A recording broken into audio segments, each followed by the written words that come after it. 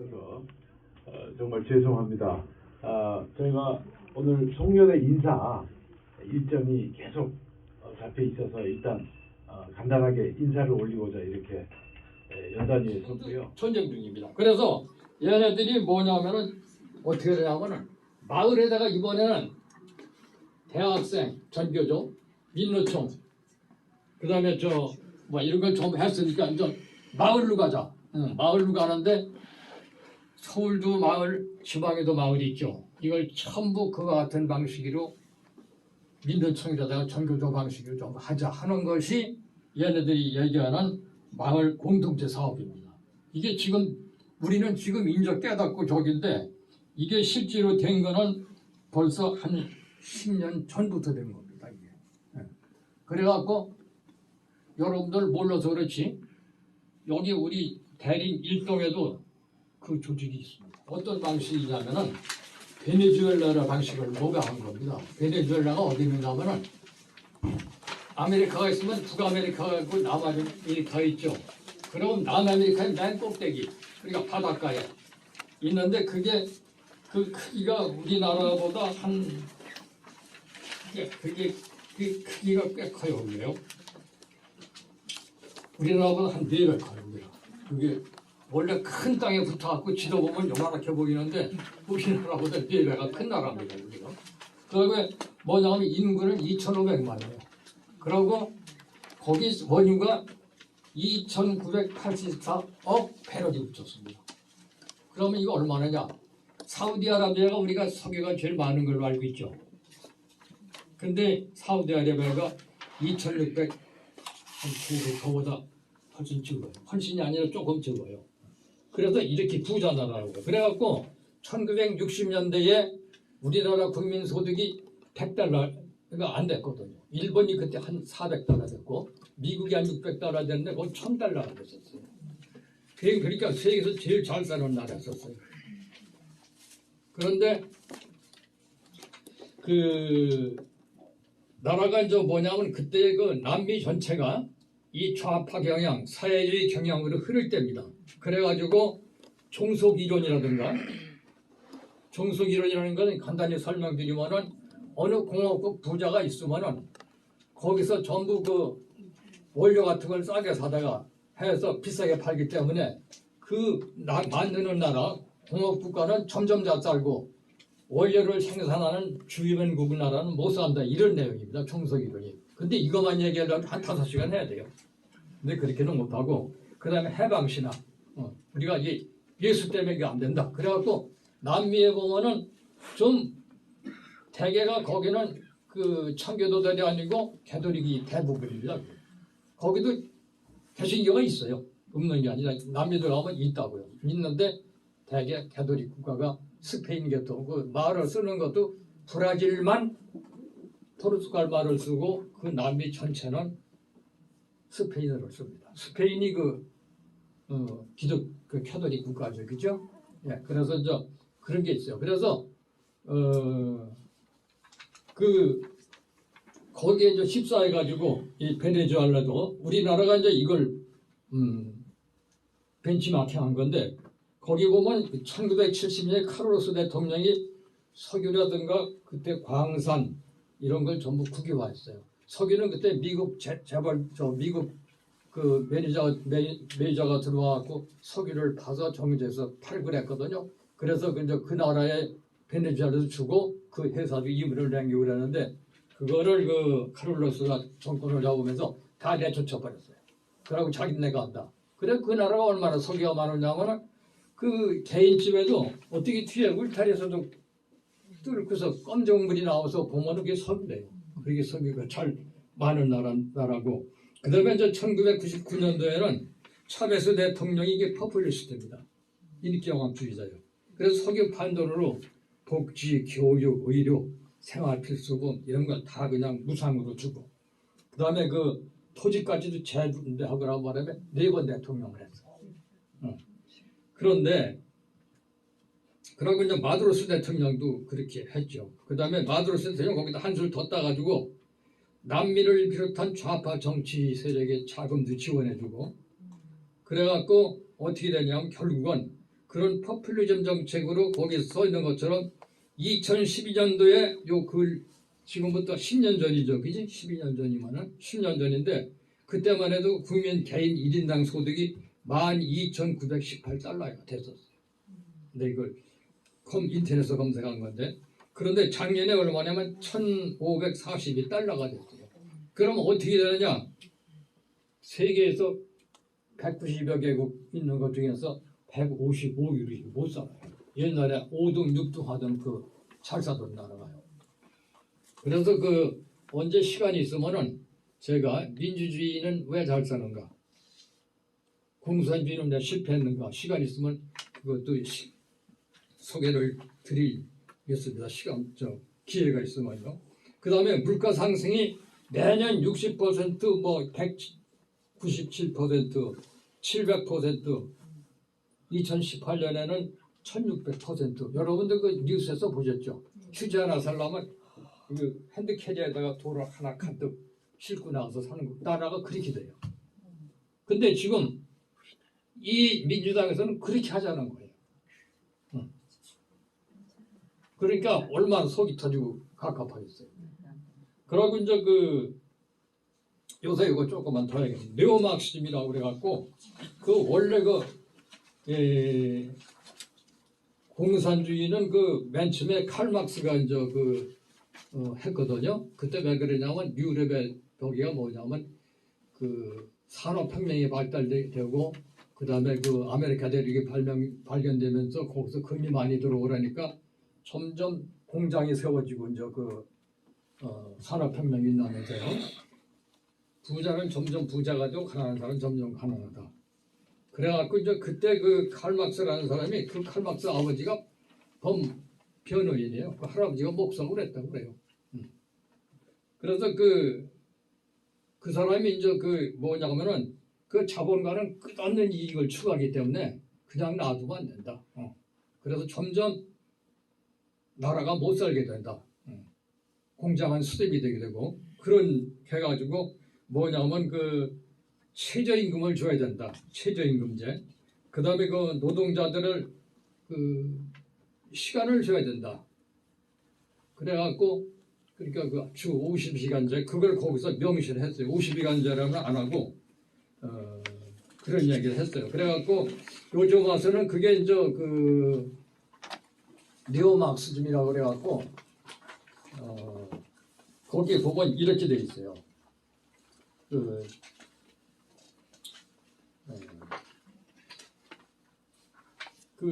재산이라는 거는 이게 만악의 근원이다. 물론 성경에도 재산을 탐하지는 말라고 그랬어요. 부정한 방법으로. 그죠?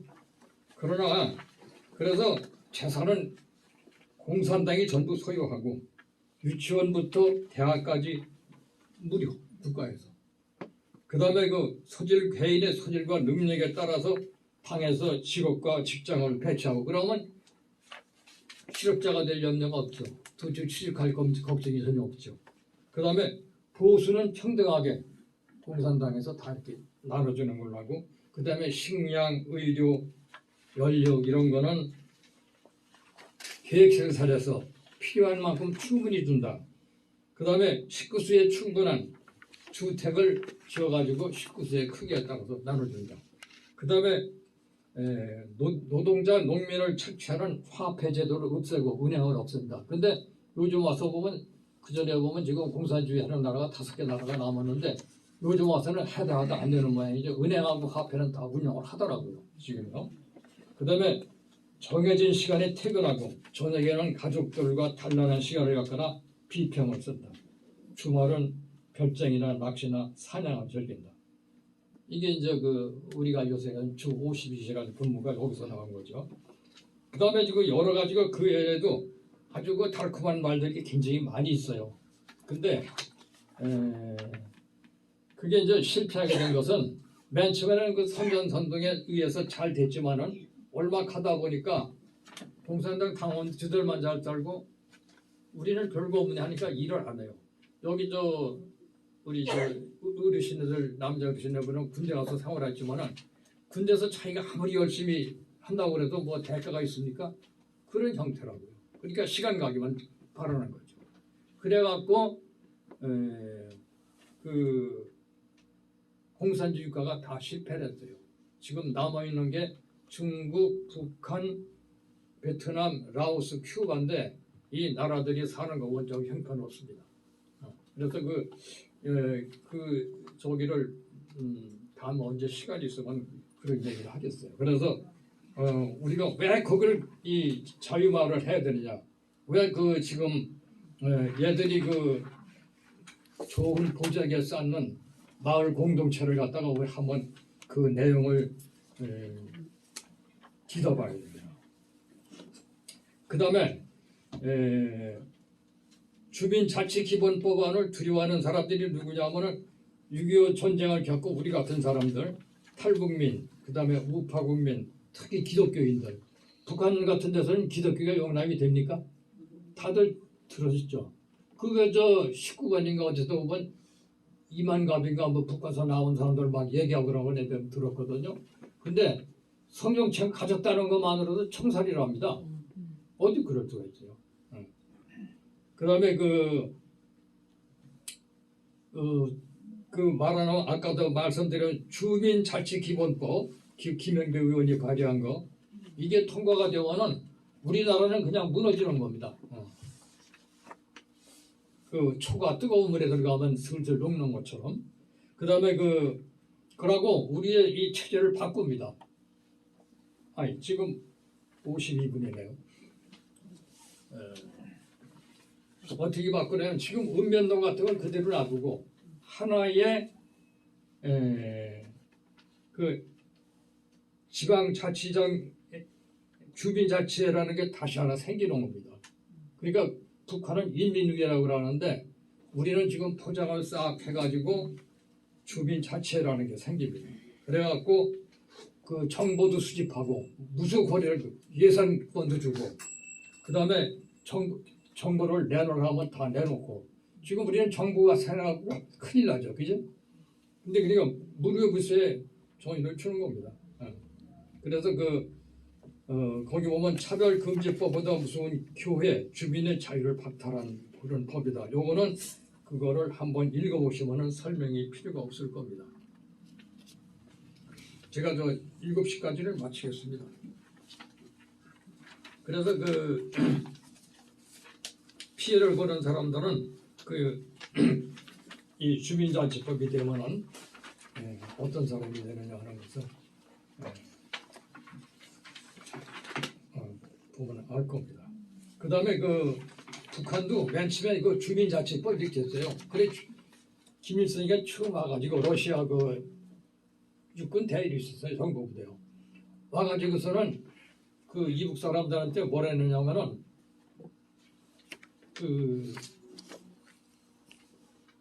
우리 누구냐 그 목사님이죠 그때 내가 여기다 써놨는데 없다가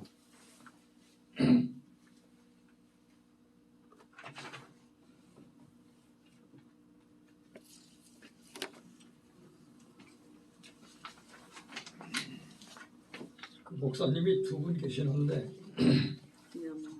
네? 여기 있네요. 4페이지 보세요. 4페이지 우리 마을을 어떻게 지킬 것인가.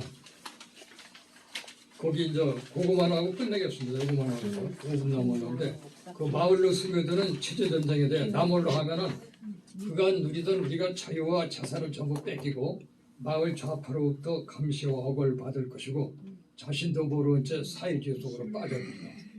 북한 공산화 과정을 예를 들면 1945년 소련군은 공산주의, 사회주의라는 말을 사용하지 않고 진보적 민주주의 이렇게 했습니다. 그래갖고 김일성은 강양국 목사님이 아주 유명하다고 그러대요.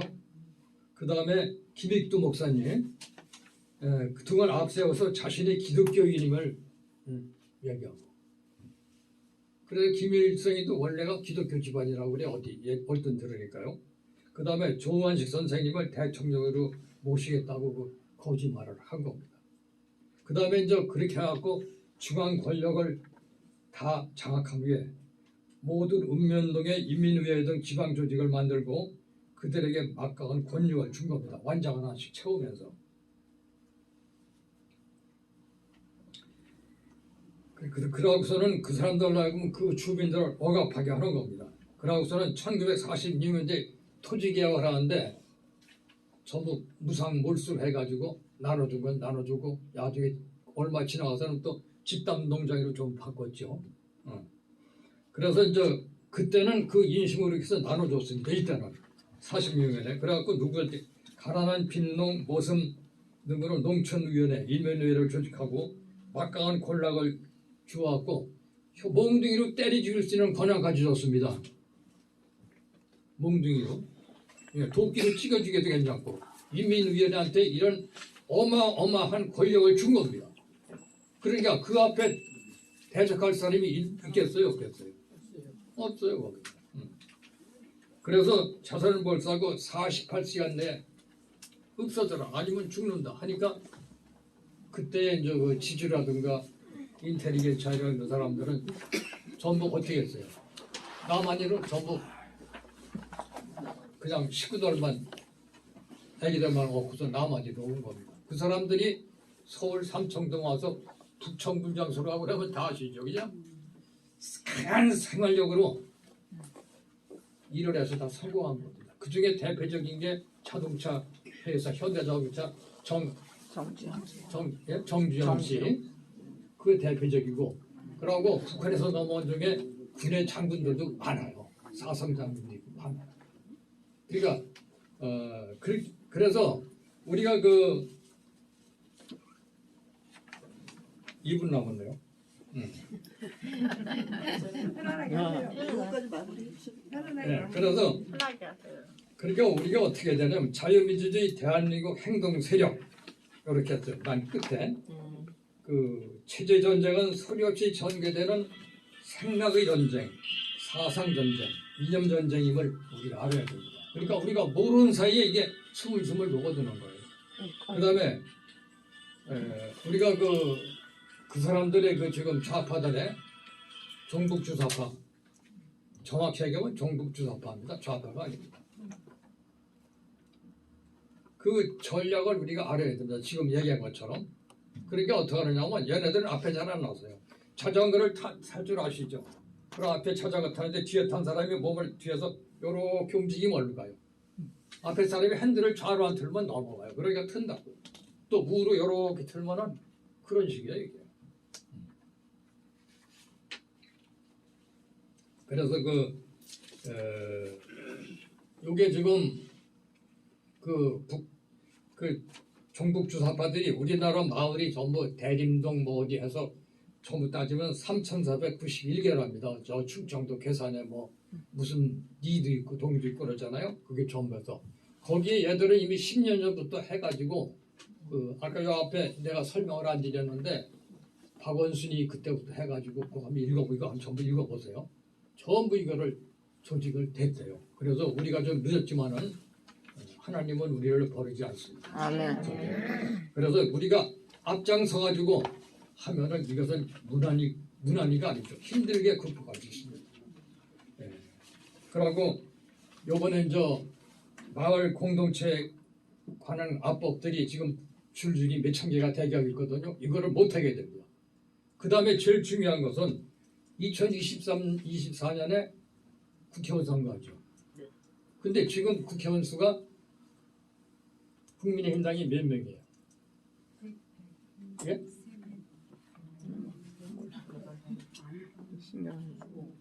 120명인가 그렇죠? 민주당은 몇 명이에요? 130명이 넘죠. 그러니까 국민의힘당이 100명이야. 왜냐하면은 그 좌파 가지고 한 180명이 알고 있거든요. 180명 같아요. 네, 그죠? 그러면 이게 120명일까요? 그러니까 무소속도 있고 뭐 어쩌고 하면 또 다들 거기서 왔다 갔다 할 거예요. 제가 그래서 그러니까 2024년 총선에서 자유우파 기독교당이 3분의 2 이상을 차지해야 됩니다. 이거를 우리가 정치 행동이라는 게 우리나라는 지금 이게 정당 정치가 아닙니다. 정당 정치는 미국이 하다가 공화당, 민주당, 일본의 자민당, 뭐 유럽에 가면 뭐 당이 있는데 거기는 이게 돼도 그 두 당이 있으면은 이 당이 돼도 민주주의, 그죠? 자유민주주의. 이 당이 돼도 자유민주주의인데 우리는 이렇게 하겠다는데 우리는 어떻게 돼요? 우리는 체제가 바뀌는 겁니다. 그러니까 우리가 안 하실 수가 없어요.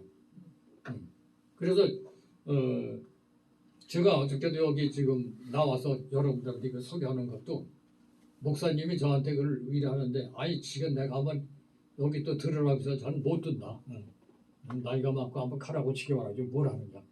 그런데 자꾸 말씀을 그냥 하셔갖고 오늘 나오게 됐습니다.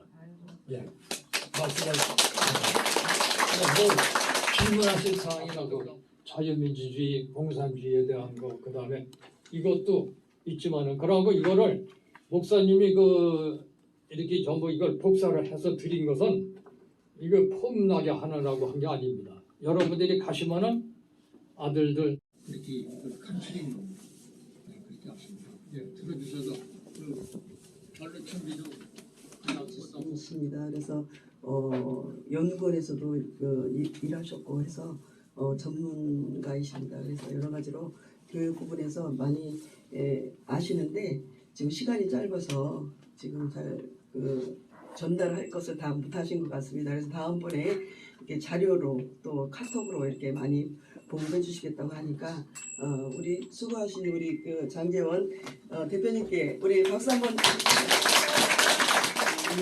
하는데 힘을 많이 쓰셨는데 우리 대리밀동 대표님과 회원들을 위해서 축하의 박수 한번 해주시면 감사하겠습니다. 수고하셨습니다. 네, 우리 이제 승리할 것을 위해서 박수. 대표님도 나오셔야 되는데. 예, 대표님이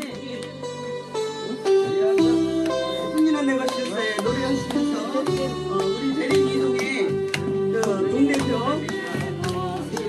임창석 대표님이십니다. 우리 대표님을 위해서 박수.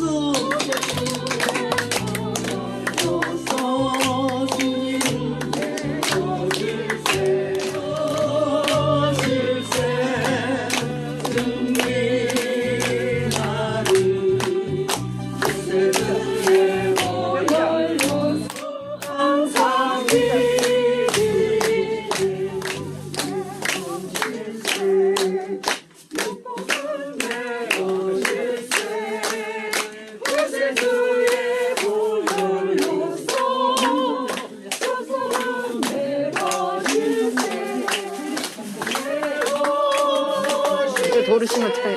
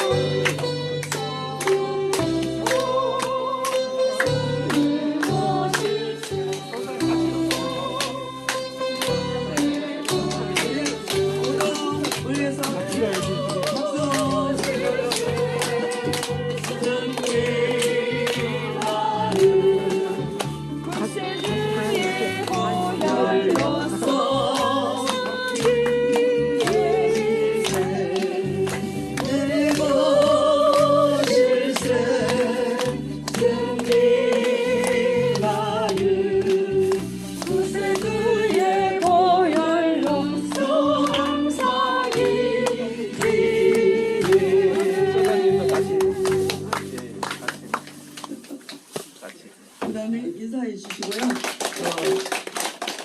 잠깐 소감을 얘기해 주세요. 앞으로 어떻게 하겠다고? 그냥 밤잠을 못 자요. 우리 임원들이 아직 덜 채워져가지고 그렇지만 하나님은 할 수 있습니다. 하나님한테 도움을 받고 날마다 나아갑니다. 감사합니다. 오동 대표입니다. 신길 오동 대표님 인사하세요. 안녕하십니까, 노한근입니다. 이제 처음 시작하니까 여러 가지 어색하고 어려움이 있고 본인도 사실 이게 좀 부담감을 많이 갖고 있습니다.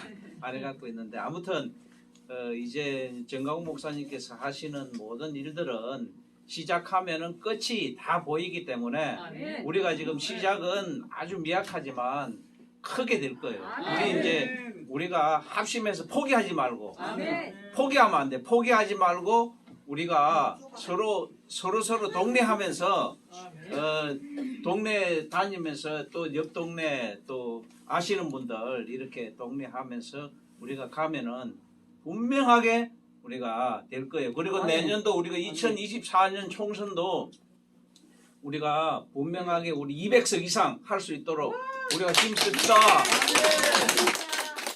감사합니다. 우리 여기 대림 이동 대표